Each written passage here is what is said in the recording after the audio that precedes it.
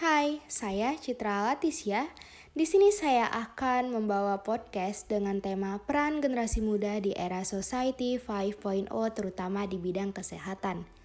Nah, sebelumnya nih saya mau tanya ke teman-teman. Pada sudah tahu belum ya kalau Indonesia ini akan memasuki era Society 5.0? Atau ini masih pada bingung? Bertanya-tanya nih ke dirinya sendiri, apa sih era Society 5.0 itu? Nah, apakah kamu tuh sebagai generasi Z atau generasi milenial sudah siap untuk memasuki era tersebut? Oke, jangan di skip dulu. Karena di podcast kali ini, kita akan membahas seputar jawaban atas kebingungan kalian terhadap era Society 5.0. Oke, kita mulai ya, kita bahas satu persatu. Yang pertama, apa sih era Society 5.0? Menurut Faruqi 2019, Society 5.0 merupakan konsep yang mengimplementasikan teknologi pada revolusi industri 4.0 dengan mempertimbangkan aspek humaniora sehingga dapat menyelesaikan berbagai permasalahan sosial dan menciptakan keberlanjutan. Kemudian dilanjutkan dengan pendapat Widya Stuti 2020, melalui teknologi AI pada industri 4.0, Big Data atau Mahadata pada seluruh aspek kehidupan dapat dikumpulkan melalui internet dan diubah menjadi pengetahuan baru yang mampu membangun kehidupan manusia yang lebih berarti.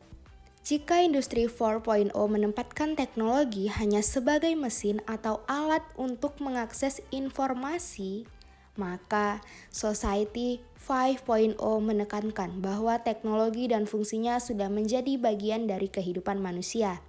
Atau singkatnya, Society 5.0 merupakan sebuah konsep yang mendefinisikan bahwa teknologi dan manusia akan hidup berdampingan dalam rangka meningkatkan kualitas taraf hidup manusia secara berkelanjutan. Seperti yang kita tahu, teknologi digital digunakan dalam berbagai sektor ekonomi dan bisnis seperti vintage, e-commerce, layanan kesehatan atau pendidikan, atau transportasi online, maupun Internet of Things.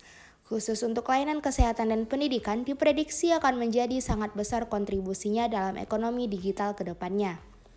Nah, lalu apakah Indonesia sudah siap memasuki era tersebut atau Indonesia sudah atau belum ya memasuki era ini? Indonesia diperkirakan akan memasuki era Society 5.0 pada tahun 2045. Sedangkan Jepang telah memasuki era Society 5.0 pada tahun 2019.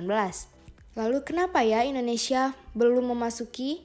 Oke, ada beberapa faktor yang mempengaruhi Indonesia agak terlambat dalam memasuki era tersebut. Nih, faktornya salah satunya adalah faktor SDM. Menurut Asisten Deputi Kemenko PKM, Raden Wijaya Kusuma Wardana saat menyampaikan Konferensi Nasional Teaching and Learning Summit, SDM Indonesia harus memiliki keterampilan dasar teknologi digital dan mindset atau pola pikir kreatif. Karena prasyarat kompetensi di abad ke-21 berfokus pada kemampuan problem solving, kolaborasi, berpikir kritis, dan kemampuan kreativitas. Sebenarnya, sekarang ini kita sudah mulai memasuki era society yang mana banyak mesin-mesin lama digantikan dengan teknologi lebih canggih dan bersifat digital. Pesatnya perkembangan teknologi ini otomatis akan mempengaruhi berbagai aspek kehidupan seperti dunia kerja, industri, pendidikan, ekonomi, sosial, budaya, kesehatan, dan lainnya. Nah, salah satu faktor penentu transformasi di era digital itu tadi, yaitu SDM yang kompeten. Peningkatan kualitas SDM menjadi keniscayaan agar Indonesia mampu menyongsong era Society 5.0. Lalu, bagaimana pengaruh era digital ini dengan bidang kesehatan? Untuk kualitas pelayanan kesehatan akan banyak ditentukan oleh kualitas sumber daya manusia, yaitu tenaga kesehatan. Era digital sangat berpengaruh di bidang kesehatan. Salah satu contoh yang diterapkan di Indonesia yaitu adanya sebuah aplikasi yang dimana masyarakat dapat berkonsultasi dengan dokter tanpa harus bertatap muka langsung. Pasti ini teman-teman tahu kan ya aplikasi apa tanpa harus disebutkan. Nah, di era Society 5.0 akan ada sebuah istilah healthcare di bidang kesehatan. Healthcare nanti akan memiliki tujuan utama yaitu pelayanan kesehatan yang lebih diutamakan kepada long life, yaitu masa hidup lebih panjang dari generasi sebelumnya, dan nantinya tidak menderita penyakit generatif sehingga menjamin kesehatan dan kesejahteraan masyarakat. Seperti yang kita ketahui bahwa Indonesia saat pandemi kemarin, itu laboratorium sangat berkembang pesat. dalam mempelajari beberapa teknologi untuk melakukan diagnostik. Salah satunya adalah PCR yang kita ketahui PCR bisa mendeteksi varian-varian dari resiko infeksi yang terjadi. Kemudian ada satu alat lagi yaitu Whole Genome Sequencing atau biasa disebut dengan YGS, di mana alat ini manusia jadi bisa tahu secara genetik apakah memiliki resiko penyakit, infeksi, alergi, yang nantinya ada anjuran-anjuran berdasarkan genetik yang diperiksa sejak awal. Nah, coba deh pikirin, sangat canggih bukan? Oke, maka dari itu udah tahu belum nih apa yang harus kita persiapkan, kita lakukan sebagai generasi Z?